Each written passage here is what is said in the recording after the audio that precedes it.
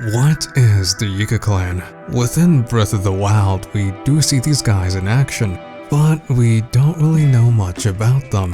However, there is something hidden in their story.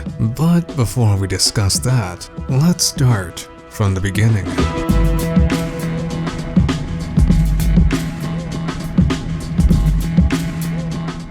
So let's start off simple. Breath of the Wild takes place in a Hyrule which became devastated by Calamity Ganon.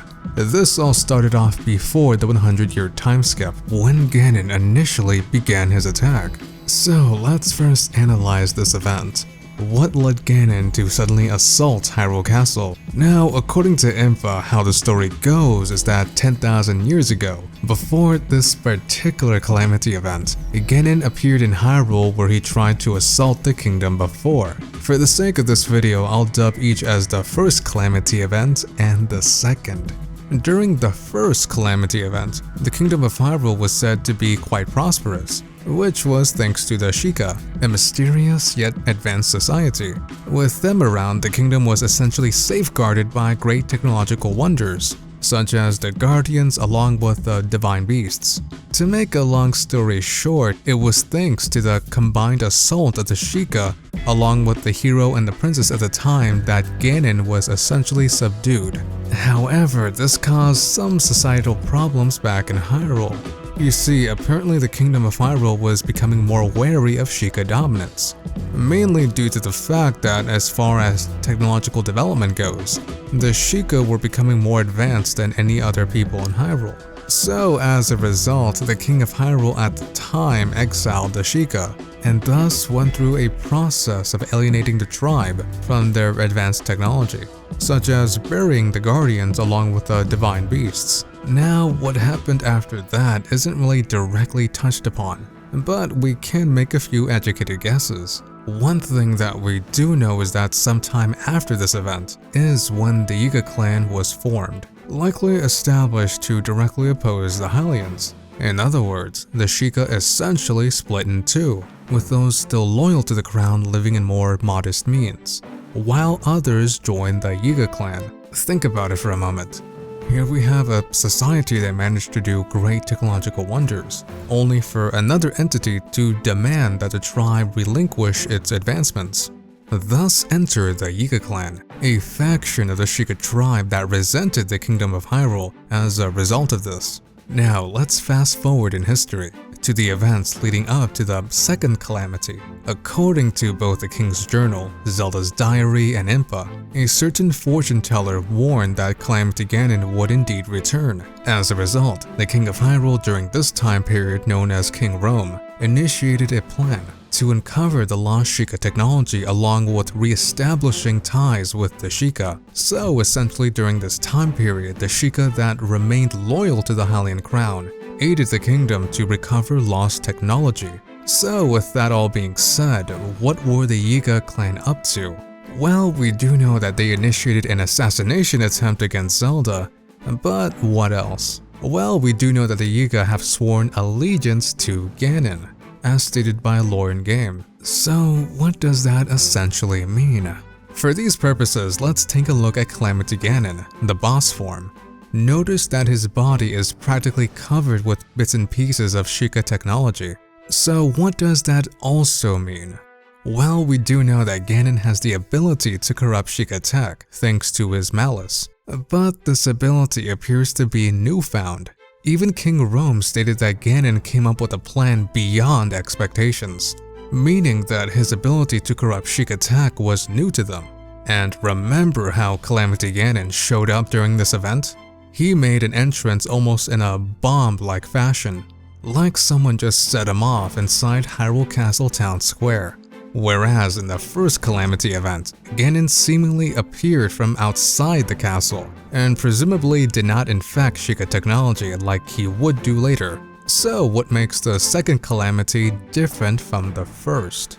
A theory resides on the four Blight Ganons along with Calamity Ganon himself. Now notice anything peculiar about these five.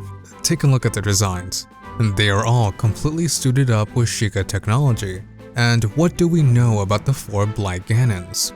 that apparently they each killed their respective champions as soon as the Calamity event happened, meaning that prior to when Calamity Ganon attacked Hyrule Castle, in the meantime, the 4 Blight Ganons took down the champions around the time they made it to their divine beasts. And considering that this attack was actually pretty well planned out, what does this essentially mean? Not only did Ganon attack from inside the Hyrule Castle, he attacked at a time where it just so happens that the 4 champions along with Zelda and Link are away from the castle. And not only did this essentially split the champions up to go to their respective divine beasts, but the 4 Blight Ganons managed to take each of them out at roughly the same time period. So did Ganon really plan out this entire operation? Well, I actually have my doubts. Even though the king said that Ganon planned everything, where would he even get that kind of information? Did he just ask Ganon himself? The Calamity doesn't even talk, well, at least not to Link, and even during the boss fight against Ganon, he is basically just a force of nature with all individuality lost. Heck, even Zelda states that Calamity Ganon gave up on the whole reincarnation thing, and opted on just being just one big blob of demonic essence. So in short, did Ganon at this state really plan out this attack? Or did he have some kind of assistance? This is where we head to the Yiga Clan. If Ganon was working with this group, which they do to some extent, that opens up many possibilities. For one, the Yiga Clan is comprised of Sheikah, people who know all about the divine beasts and Sheikah technology. Heck, they knew what the Sheikah Slate was and the relevance behind it. Although it's not confirmed, I do see it likely that the Yiga Clan at the very least held a support role for Ganon during the second Calamity event. After all, as Sheikah members, they would know the ins and outs of the divine beasts, guardians, and so on. And adding on to this notion, I do think it's possible that the Yiga Clan outfitted Calamity Ganon, along with the 4 Blights with their Sheikah tech weapons and such. Either that, or maybe the Ganons somehow stole the technology from the divine beasts or elsewhere. So in short, I do think it's possible that the Yiga Clan had a role during the second Calamity, to possibly setting Ganon off in Hyrule Town Square, along with setting off the 4 Blight Ganons to the divine beasts, thus completely shattering the Kingdom of Hyrule. However, admittedly, there really isn't much evidence to support this conclusion aside from a few points of dialogue and connecting dots. So, what do you guys think? Did the Yiga Clan have something to do with Ganon's return in Breath of the Wild? Let me know. So, where does that leave us here? Well, ever since Breath of the Wild came out, this channel has non-stop made content about the title. But since things are cooling down a bit, I wanted to return to talk about other topics. And since E3 is around the corner, I thought it'd be a good time to do so. Zelda-oriented videos will stay, but to be perfectly honest with you guys, I think the well is running a bit dry when it's coming to Zelda theory topics. Does not mean that it's done, but I'd rather not just force a theory into existence. I still want to do theories on Arbiter's Grounds, the Rito, and Breath of the Wild's timeline placement, but the lack of solid proof is straying me away from really going in depth with these topics. I don't know, maybe the DLC for Breath of the Wild coming later this year will change that around. So what's next? Well, there is a certain bounty hunter I've been meaning to talk about for quite some time. So see you guys this Thursday for that. Hope you guys the absolute best, and take care.